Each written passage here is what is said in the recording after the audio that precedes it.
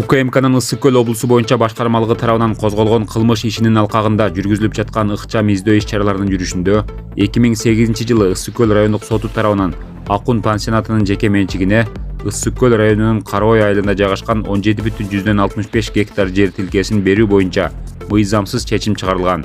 Анын натыйжасында ыйгарым укуктуу мамлекеттик каттоо органы тарабынан жеке менчик укугуна мамлекеттик акт мыйзамсыз берилген. Жүргүзүлгөн тергөө ыкчам иш-чараларынын жүрүшүндө мыйзамсыз чыгарылган соттун чечими боюнча даттануу козголуп, жыйынтыгында мыйзамсыз берилген жер тилке мамлекеттин балансына кайтарылды. Жер тилкенин баасы 371 миллион сомго бааланган.